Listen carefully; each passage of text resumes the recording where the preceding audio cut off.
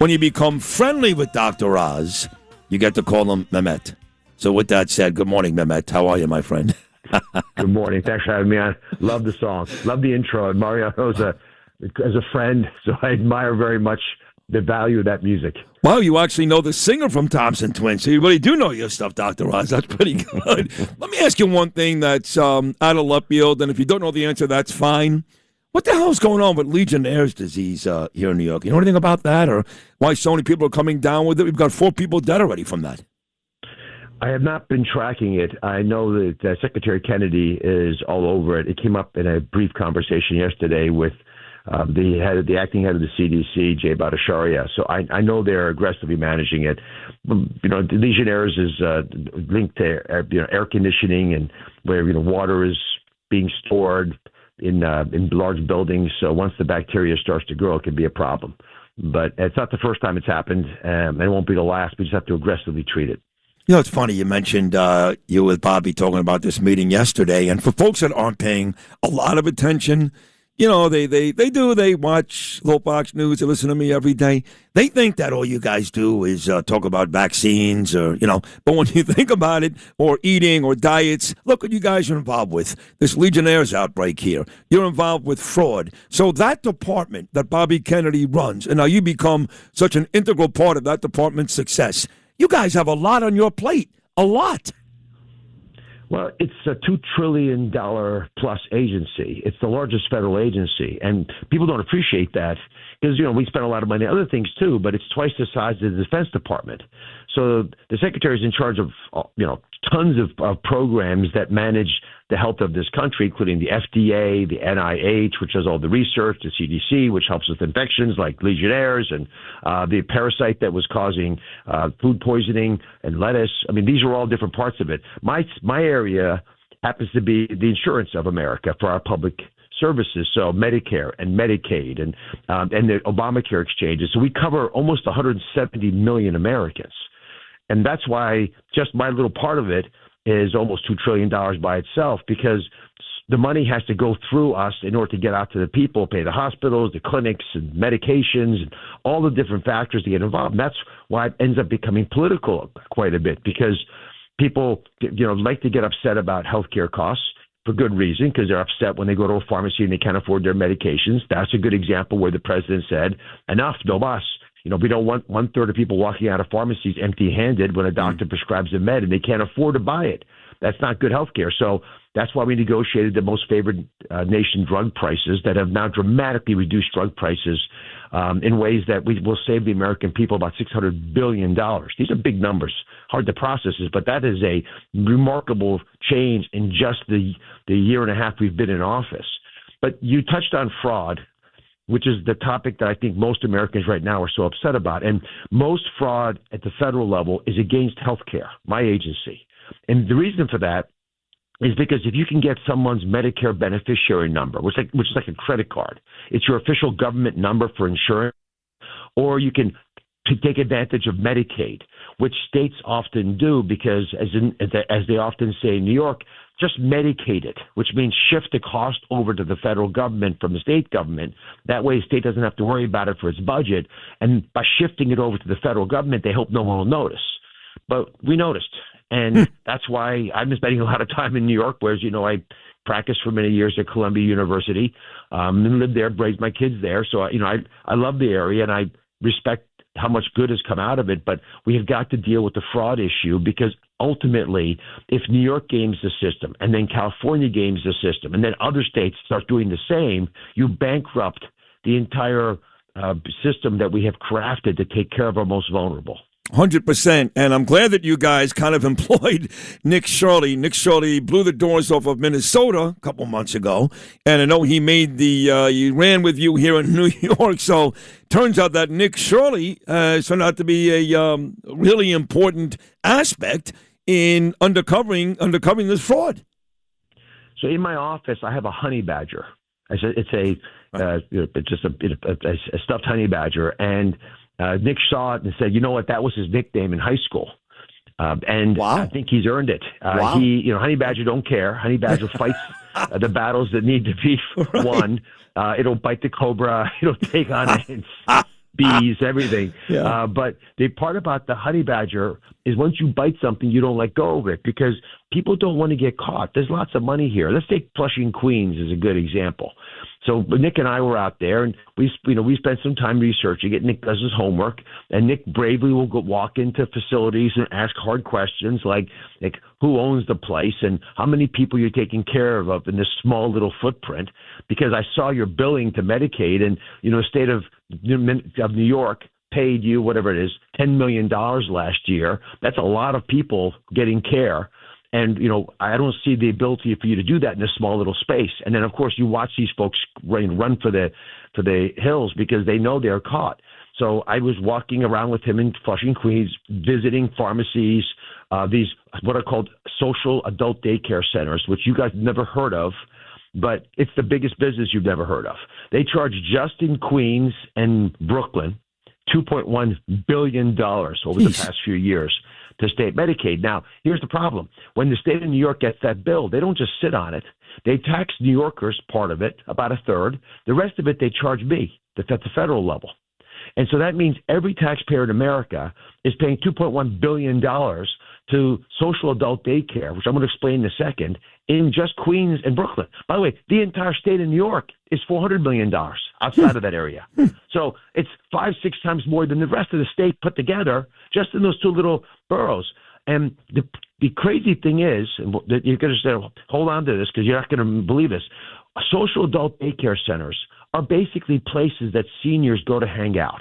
You go play mahjong. There's primarily Chinese and Koreans there. Right. And we actually, believe there's organized criminal activity that's behind some of this. This is what folks on the ground are telling us there.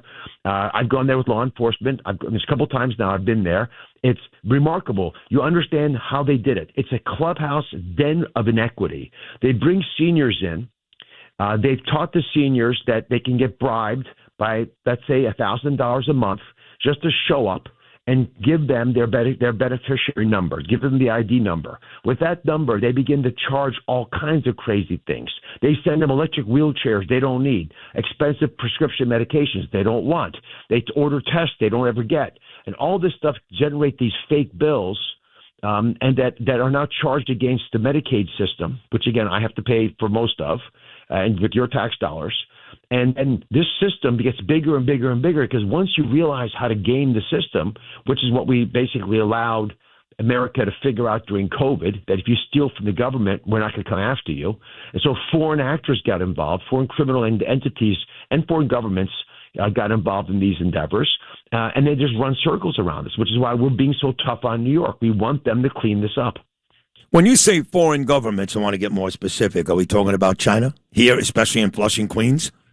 It's implausible that you would not have foreign governments like China, for example, involved in this. It's possible they're not.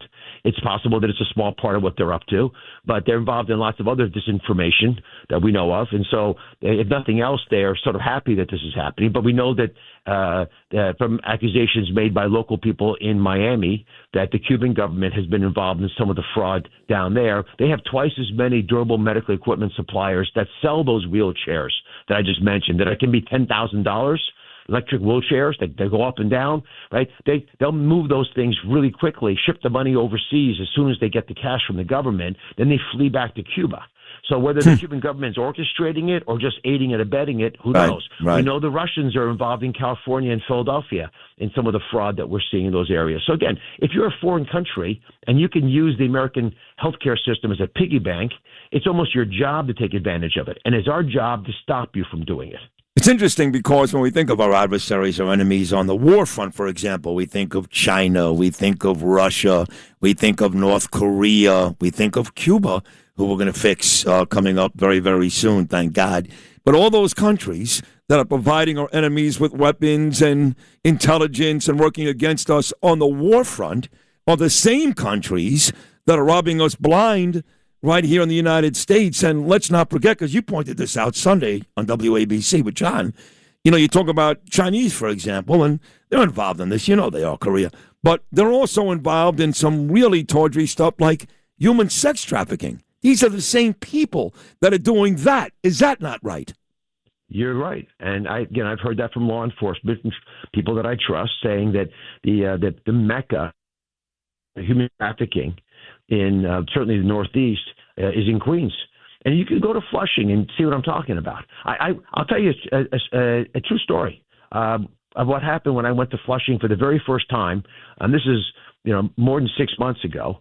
And I show up there, and I am walking through the streets, and I notice how many healthcare companies are there, like radiology clinics, acupuncture clinics, herb clinics, pharmacies, anything you'd ever want to have. I mean, it's like too many to make sense. And there'll be a dozen pharmacies on one city block. That's impossible. Like, why would you ever do that? So I'm walking down the street and just looking at this and chronicling it. And one of my charge nurses from Columbia walks up to me and says, "Oh, I'm so glad to see you. Oh, and this woman is a warrior. She is brave, fearless. We've done lots of wonderful, life-saving things together. She's unflappable." And so as she notices that I'm there with other people like law enforcement, she asks me why I'm in Flushing. I tell her that I'm worried about these social adult daycare centers. I think they're basically clubhouses to bring together seniors and then get their ID numbers and start to take advantage of the healthcare system of America. She panicked. You could see the fear in her eyes. Oh, boy. She immediately said, "I had to leave." She couldn't talk to me anymore. It was too dangerous. I didn't know what I was doing. Please, right now, I need to get off the streets. And then she ran away. Wow. Now, Wow. If you work with someone for decades and you see that kind of fear in their eyes, you know it's authentic. She was worried for me, and she was worried for herself that she was talking to me. Oh my God! So I get lots of threats. I understand all that's part of this job comes with that. But this is at a different level of corruption, and we're seeing this all over the country. I was with Billy Asaley, who's a great U.S. attorney in Los Angeles, taking out the drug cartels in MacArthur Park. MacArthur Park is a normally pretty part of Los Angeles. Now it's basically an open-air drug market.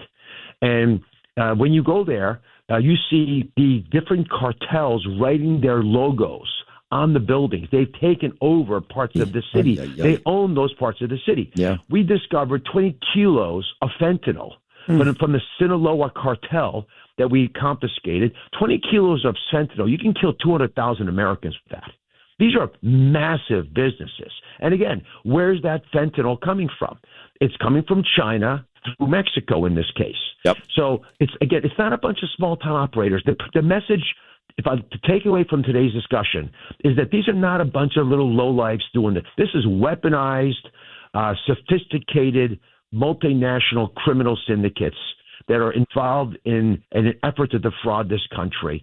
It is the tip of the iceberg. There's other kinds of fraud and abuse and waste as well. And just to put a number on this, it's about $100 billion a year just from the healthcare system. If we fix that, we would double the life expectancy of the Medicare Trust Fund.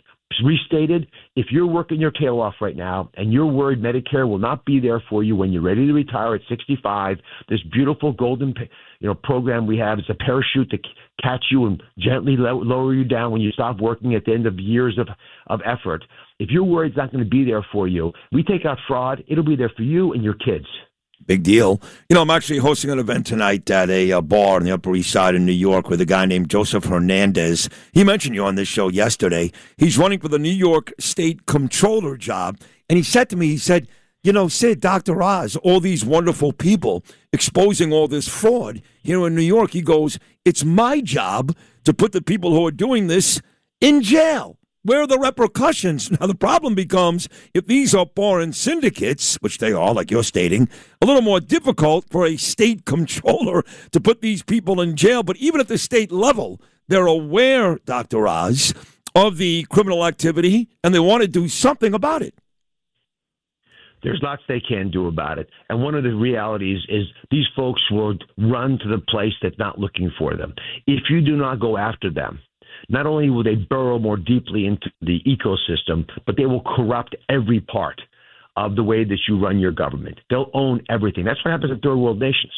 So we have now created nationwide moratoriums on new programs. For example, with those durable medical equipments that I've been talking about, the wheelchairs, Yep. canes, catheters, nationwide moratorium. We've already sucked out $1.5 billion of fraud from that business. We wiped it out.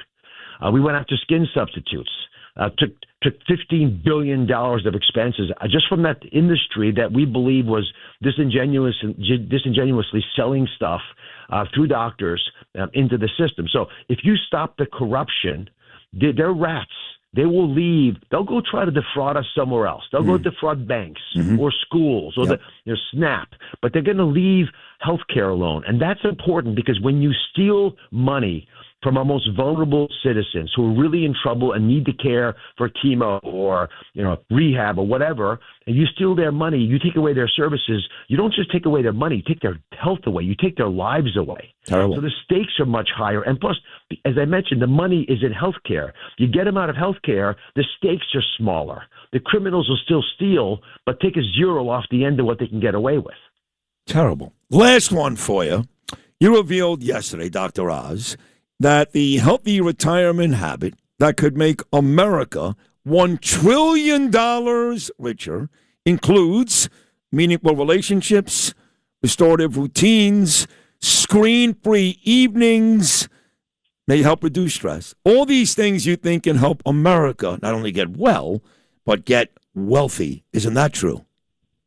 It's true. And for one really important reason, everything you just mentioned will allow us to live life with such vitality, such vigor, such of a joy that we'll actually want to work 1 year longer. Let me just put that out there so you all think about it. I know everyone out there wants to do an extra year of work, but working longer actually is correlated with better longevity, purpose, and mission. I mean, you have agency on this earth. God put you here to accomplish things. So if you are healthy enough because you've taken care of yourself and the system has worked for you to maintain your health, that you want to work just 1 year longer, instead of retiring at age 62, you retire 63, that 1 year is worth $1 trillion to the U.S. economy. Just process that. $1 trillion deals with the GDP issues. $300 billion of taxes comes from that, pays for Medicare, Medicaid, all these unemployment benefits. It helps us balance our budget. And all we got to do is take advantage of the most valuable thing America has, which is its people. Take care of our people, make our people healthy, vital, vibrant, and they will do more to create more and continue to make our nation healthy. That's the secret to America's success. We work. You're a special guy, Dr. Oz. I mean that sincerely. Bobby's lucky to have you. We're lucky to have you. I consider you a great friend, Mehmet. You really are terrific. Thank you so much for coming on this morning. You're always great. And continued success in helping America every day. Thank you, my friend. God bless you. Take care. Bye-bye. You too. Dr. Oz right there, my friend Mehmet Oz. Right here on Sid and Friends in the morning. He's become a good friend of the show. Great guy. Called me last night at home right after dinner. Had a nice conversation and hopped on this morning. Thank you, Dr. Oz. Thanks for listening to Sid and Friends in the Morning. You can hear Sid and Friends in the Morning weekday mornings at 6. If you like the podcast, share it with your friends and listen anytime at WABCRadio.com and download the WABC Radio app. Hit that subscribe button on all major podcast platforms. Plus, follow WABC on social on Instagram, TikTok, Facebook, and X. See you next time for a new episode so you never have to wonder. What the heck is going on here?